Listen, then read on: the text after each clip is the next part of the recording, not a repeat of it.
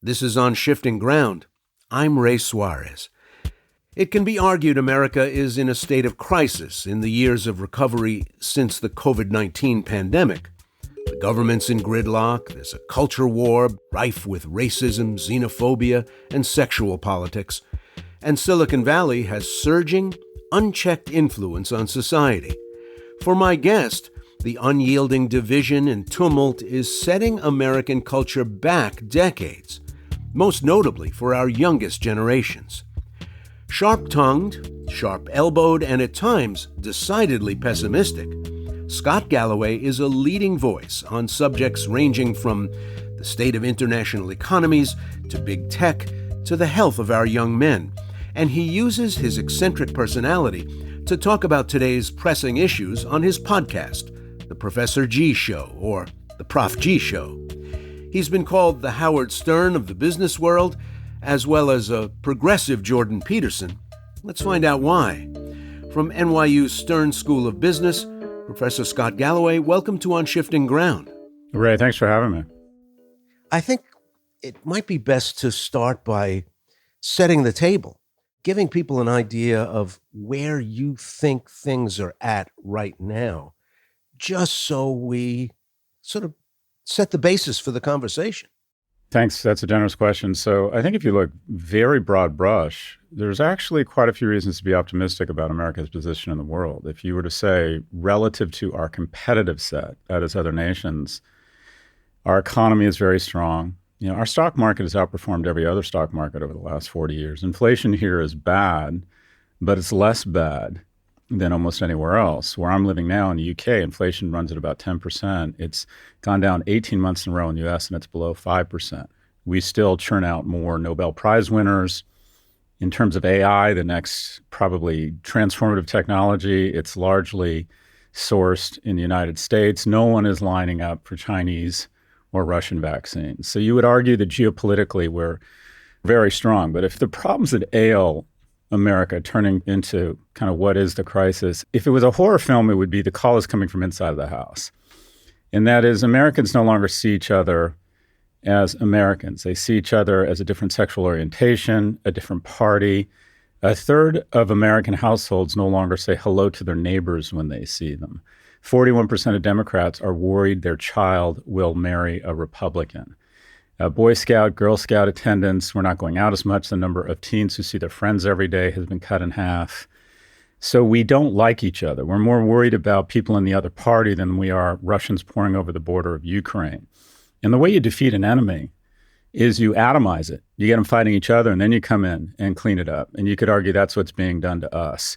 So we talk about great threats to society: carbon, climate change, income inequality. But I would argue the biggest threat to society is polarization and rage, largely fomented by a group of incredibly talented, well-resourced companies who have a profit incentive in dividing us. They figured out that the thing that sells is not sex, but rage. So we have lost a fundamental truth, and that is Americans will never have greater allies than other Americans. I have to tell you, by nature, an optimistic person, and I look at a lot of the metrics that you mentioned and think things are bad compared to who, compared to what, compared to where. But when you look at the signs that we could be addressing our problems, it seems like the gears have seized up in the big machine, and we're not doing the things that we need to do to address what are widely understood to be our challenges as a people, as a country, as an economy, as a society. We're just looking at it and saying, well, yeah, that's pretty bad, but seem unable to really come up with responses. Yeah, I think you've put your finger on it. I'm living in London. I moved here a year ago. And just one personal anecdote, I didn't realize how much the threat of gun violence was weighing on me. I have 2 children school age. I dropped them off at a wonderful school where I was living in Delray Beach, and I would have horrible imagery run through my head around different scenarios. What would I do? What if I went home and on CNN I saw a picture, a helicopter shot of my kid's school? And in 1997, in Scotland, there was a mass shooting, and immediately they said this is unacceptable. They passed some gun registration and bans on assault weapons, and we haven't had a school shooting in 26 years here. And I don't have that imagery running through my head when I drop my kids at school here. We aren't demonizing marginalized groups here. There isn't even a conversation around questioning around 51% of the population's right to choice. Now, they have their own problems. They've shot themselves in the foot, snatched defeat from the jaws of victory with things like Brexit. But in the U.S., we now have minority rule. And that is the majority of Americans, even the majority of Republicans, believe in a woman's right to choice. The majority of Americans believe in some sensible gun control. The majority of Americans believe that minimum wage should be increased. But because of gerrymandering, money in politics, we have minority rule in the U.S. We know how to fix it. We know what to do here. We have young people not having children because they can't afford them. A person over the age of 70 is 72% wealthier than they were 40 years ago. A person under the age of 40 is 24% less wealthy. But we have a tax code that elegantly transfers money from young people to old people, whether it's mortgage interest or capital gains tax deductions. Our tax deductions largely accrete to older people, my generation, who are wealthy, because who owns a home and who makes their money from stocks? Older wealthy people. Who rents and makes their money from current income? Younger people. So an economic war on younger people, politics and policy decisions that don't represent America. I mean, the good news is these are all fixable. The bad news is we don't seem to have the will to actually fix them. Or the willingness to talk to each other in realistic, real-world terms. You know, I'm not a person who's on the warpath about guns. I recognize that too many people in America get hurt and killed by guns, but I'm not going to give a blithe answer like, oh, let's just ban guns. It's ridiculous. Now that there's like a gun and a half for every man, woman, and child in the United States, just saying, oh, well, then ban guns seems to be a silly and shallow answer. But I think the times do require, 35,000 people a year, that you at least convene some sort of serious conversation. They would require that of an adult trying to figure out what's happening and how to address it. So when politicians say, yes, it's a mental health crisis, well, they have mental health problems in countries everywhere on the planet, but they don't have 4-year-olds shooting 3-year-olds. They don't have people showing up at schools and shooting 30 or 40 people. They don't have 20,000 people a year taking their lives with using firearms to do it, the most effective way of killing yourself, which we've known for a long time. But what we keep doing is having people making pious speeches about, well, it's the fact that God is no longer in the public schools, or young men playing video games. Some of the most video game saturated societies on the planet, like South Korea and Japan, do not have people doing this. So it's got to be something else just to start there. It doesn't seem like a lot to ask, but we don't seem very capable of it at the moment. Yeah, it's basic statistics. You look for when you have an outcome that's different than every other nation, you try and normalize, or you try and adjust for what's different. And you're right, mental health issues, video games, single-parent households, all the things that people will use as weapons of mass distraction from the one input that's different is access to assault weapons. And unfortunately, it's sort of the world we created. It's about incentives. And that is, you have a governor in Florida who's running for president who's decided to pass a very restrictive abortion law. The majority of Floridians don't agree with it. But the way you raise money is the way you get reelected. Or the way you get reelected is you raise a lot of money. And the people who give money and the people who end up deciding who our elected officials are people on the far right and the far left. And it's just as bad in many ways on the left, where we have class warfare and people referring to wealthy people as the billionaire class. And some of these people are millionaires themselves, or trying to figure out what offends us as opposed to what affects us, and putting all of their political wood behind arrows around social issues instead of issues that affect everyday Americans. And then the fuel on the flame here is you have algorithms that try and figure out, based on your 5 hours of attention on a screen, what will enrage you, because that leads to engagement, more Nissan ads, more Nespresso ads, more shareholder value. And a great way to enrage somebody is to figure out the hot buttons around issues and then find someone who doesn't agree with those issues or has a different take and pit you against that person. Have we paid enough attention? Have we given sufficient thought to the neurological basis for some of this stuff? Have we given enough credit to the way the algorithms push on us at a level that we're not even consciously aware of?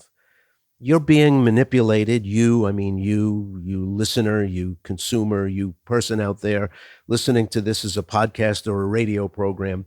You're being pushed on by forces that you're not even consciously aware of, because the modern world has ushered in a time where that's possible, where people who are aware of preferences and rage and engagement and endorphins and all those things are building machines around them. And it seems like, as we fret over these things, we never quite get there to that level of conversation. Yeah, and I think that I'm going to try and connect that to personal responsibility. And that is, I think everyone has a certain level of addiction in their life, whether it's alcohol, THC, a codependent relationship, online shopping, trans fats, porn, gambling. I think everyone probably has a little bit of addiction in their lives. And my addiction is to the affirmation of strangers. And the way I feed that need or feed that addiction is Twitter. And I go on Twitter and I'm desperate to get a lot of likes and retweets. And the way I get that is that the algorithms encourage me to find the soft tissue in someone's argument or a misstep in what they've said, and then weigh in and meet their chin with a fist of stone. And people love me embarrassing who they view as the other side. And you become where you pay attention. And I've noticed, Ray, that over the last decade, slowly but surely, I've become more curt. I've become more aggressive. I've become more coarse. And do you want to be that man? Is that the man you want to be for your kids? And slowly but surely, I think that's what's happened to America. I think that if you look at Meta, it's weaponized our elections, delay and obfuscated regulation, depressed our teens, but probably even more damaging, it's made our discourse more coarse. And so we all have an obligation, I think, to take the temperature down. But until we figure out a way to hold media companies accountable, if we found out that this show could be reverse engineered to 120% increase in teen suicide, Ray, you'd be in a lot of trouble. But not if you're a tech company. They get a level of, Fox News is fined $750 million for coordinating misinformation around the election. What they did happens 1,000 times a day, 10 times worse on Meta. And yet there's not even a discussion around if they should be held liable. So our brains have been rewired to dislike each other, to seek affirmation, to not like the other American we see as an enemy, or if you're a 16-year-old girl, to feel bad about yourself or put yourself in provocative positions. I mean, basically, think about Meta. Meta starts from a place of perversion. It encourages a 16-year-old girl to post photos of herself in revealing clothing such that her peers and strange men all over the world can evaluate her. Imagine being presented with your full self 24/7 at the age of 15. And that's what we've done. I think our biggest regret, looking back on this era of technology, won't be the weaponization of elections. It won't be income inequality. It won't be the destruction or the erosion of veracity or truth. We'll look back on this era, Ray, and ask ourselves, how did we let this happen to our kids? If you want to talk about a mental health crisis, the skyrocketing levels of depression in your household among teens is out of control. And I don't know if you have kids, Ray, but I have 12 and 15-year-old boys. I essentially see my job as their fathers to be their prefrontal cortex. Boys 12 and 15 are affectionately, I would refer to as idiots. They make a series of bad decisions all day long. And my job is just to slow down their thinking and say, is that a good idea? I don't mind playing goalkeeper during the day. What you have with social media is you're playing goalie in the pitch dark. You don't even know what balls are coming at them because they can go into their room with their phone and they can start getting bullied, or they can bully other people, and then they can go down a rabbit hole, and then they can get their depression or feelings of suicidal ideation normalized and confirmed. And research shows if you go on TikTok and start talking about depression, within about 30 minutes, the algorithm starts serving you a lot of videos of other kids normalizing your depression. And here in the UK, there's a famous case with Molly Richards, a 14-year-old girl who was being bullied online. Parents had no idea. These weren't absentee parents. These parents were very involved in their daughter's life. Their daughter showed no signs of mental illness. She goes into a room, she's bullied. She starts having suicidal ideation. And then Meta sends her an email that says verbatim, here are some images on suicide that we thought you might find interesting. And they email her images of nooses, pills, and razors. That is what our kids are up against right now. And that is what parents are doing. Parents don't mind being a goalkeeper. That's our job.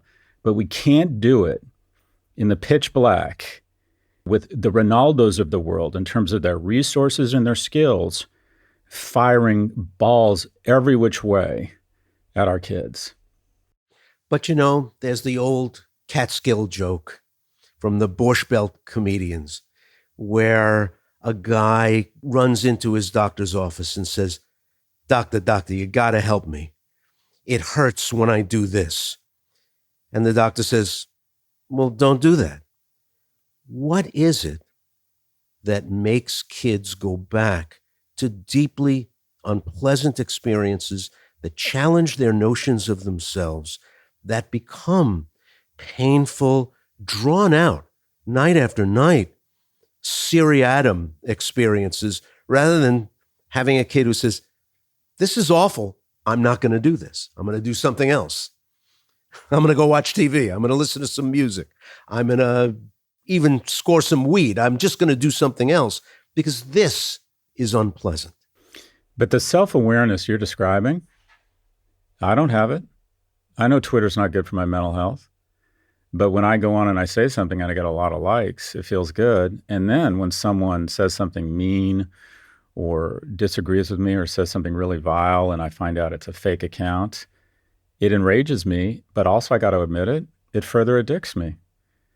And so what I'm subject to, we expect a 15-year-old to be able to modulate in a period where their social connections are kind of everything in their life and their entire peer group is on these platforms saying things. And it's sort of, I think, naive to think that they're not going to suffer from the same addiction and be able to modulate it to any extent that we are. In addition, the argument you get even more is dosing. Well, okay, be a good parent, Scott. Take your kid's phone away and get them off of Snap. Said every parent who doesn't have children ever. The dosing strategy doesn't work because if you take a kid off of Snap at the age of 14, their mental health declines because they are now isolated and ostracized from their peer group, all of whom are on these platforms. So you're sort of damned if you do, damned if you don't. And unless we start regulating these platforms and forcing them to do what they actually say they do, they say they age gate, and as the father of a 12-year-old, I can tell you that is just not true, and hold them accountable for the damage they're done. But this general notion that this is a parenting issue, that's about 10 or 20% right. Try and get your kids off of Snap and see what happens to their mental health. And so unless schools take a unified approach, unless we have everyone getting off this drug, it's going to continue to be an issue. But this is the emerging mental health crisis. It's not even emerging anymore. It really is a mental health crisis among our teenagers. 1 in 3 high school girls have contemplated suicide. 1 in 5 LGBTQ youth have tried to kill themselves. So when I go to my old high school in West Los Angeles University High School and I speak to the principal there, 2,000 kids, let's assume 100 to 200 will identify as LGBTQ. You're saying 20 to 40 kids in that school are going to try and kill themselves? And that's just among the LGBTQ community. I mean, this is what teachers and parents are up against. And any industry in the world that's a tenth of the market capitalization and a fraction of the importance and impact that technology has far more regulation. We have an FDA for food and drug. We have an SEC for banks. What do we have for technology? We have nothing, literally nothing. We have an unregulated environment for what is arguably one of the most damaging industries in terms of its externalities. But we also have a political culture and an economic culture that lionizes private industry private property, private profits, and is constitutionally, and I mean that by its makeup, not by the U.S. Constitution, constitutionally unable to talk back to a tycoon and say, you're making your money in a way that injures society. We can do it for Chapo Guzman, but we can't do it for Mark Zuckerberg. I think it goes deeper, and that is, as a nation becomes wealthier, it becomes less reliant on a super being, and church attendance goes down. And our brain is large enough to ask very complicated questions, but not large enough to answer them. And so into that void slips usually a super being. And when that super being is no longer there, or fidelity to a super being, it creates a void. And into that void are the new Jesus Christ, and that is the innovators. I don't understand how my phone works. What Google does is remarkable. So the closest thing we have to mysticism or religion or godlike attributes is from technology. What is a prayer? A prayer is a query into the universe, hoping some all-seeing entity evaluates everything and then sends you back a really thoughtful answer. Will my kid be all right? At some point, every parent has probably issued that prayer or query into the heavens. Now it's symptoms and treatment of croup into the Google dialog box. Google is our new God. Steve Jobs and arguably Elon Musk are the new Jesus Christ. And they're just not held to the same standards as other individuals. And we also, in a capitalist society, respect and admire people who make a lot of money. So you collide technology and billionaires, and you end up with our new idols. They get in front of Congress and they use weapons of mass distraction. We're proud of the progress we've made. We need to do better. Regulate us, please regulate us. And then they deploy an army of lobbyists in Capitol, and nothing happens. In the teen depression, the coarsening of our discourse, the election misinformation runs unfettered. Scott, let's change gears a little. Recently, you've become a vocal advocate for the well-being of young men. And I imagine this is part of why you've been called a liberal Jordan Peterson. Protecting men has been a major talking point in the so-called gender wars. Can you offer us a little nuance on why the future of young men in particular matters so much? Yeah, thanks for asking. It's something I'm really focused on, and that is, I don't think you could point to a cohort in America that has fallen further faster than young men. 3 times more likely to be addicted, 4 times more likely to kill themselves, 12 times more likely to be incarcerated. And people have a natural gag reflex when you start advocating for young men because there's some, you guys have had a 3,000-year head start. Where were you for women? Don't men just need to level up?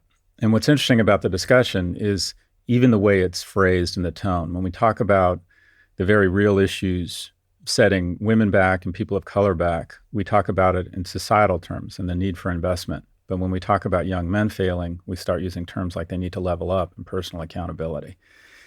And what we have now is a cohort where for every 1 male college graduate, 2 women will graduate from college. 7 to 10 high school valedictorians are girls. And we have a society where more than half of young men are not living with a romantic partner.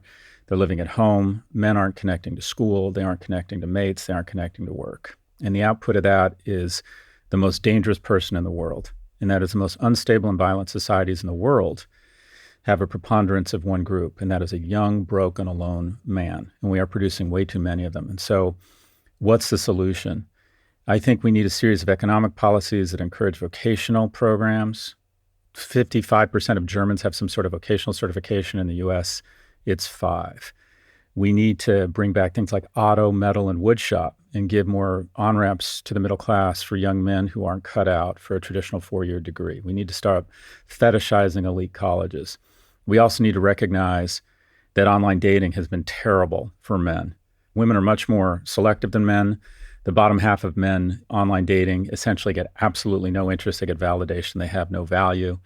And it sends them into kind of a downward spiral. In addition, we just need to level up young people. We need some economic policies that restore the economic vitality of young people, both for young men and young women. But the conversation has finally taken a healthy turn. And that is, we realize compassion is not a zero-sum game. Civil rights did not hurt white people. Gay marriage did not hurt heteronormative marriage. And we need to have an honest conversation around failing young men and how we can continue to level up people of color and absolutely boost the wonderful progress that women have made. More women, single women now own homes than single men, but also recognize that a productive society needs to value young men and address some of the issues, the very real issues they are facing biologically. Their prefrontal cortex does not mature as fast. Economically, they are not cut out or don't have the same types of natural tendencies that help them succeed in school or college. We have an education system that is biased against men. Young boys are twice as likely to be suspended, adjusted for behavior, the exact same behavior. A black boy is 5 times as likely to be suspended.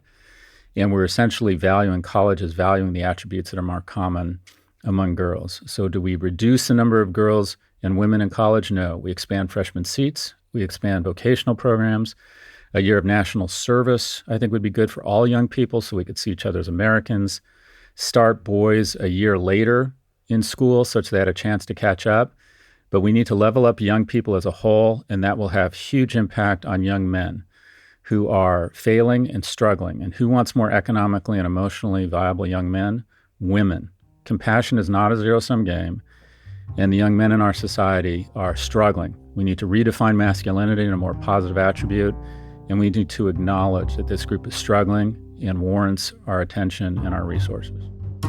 That was Scott Galloway, professor of marketing at NYU's Stern School of Business and host of the Prof G Show and co-host of Pivot.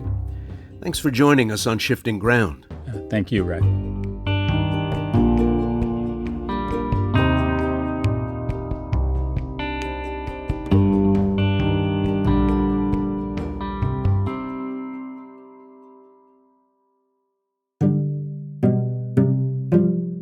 You've been listening to On Shifting Ground, produced in partnership with KQED, with funding from listeners like you. Today's episode was produced by Matteo Schimpf, Sienna Barnes, and Andrew Stelzer. It was fact-checked by our intern, Adam Ailey. It was mixed and mastered by Matteo Schimpf. Additional production and engineering were provided by Rob Spate. KQED's Jim Bennett is our technical supervisor. Jared Sport is our executive producer. Philip Yun is CEO of World Affairs. Our music is from Blue Dot Sessions. I'm Ray Suarez. Thanks for listening.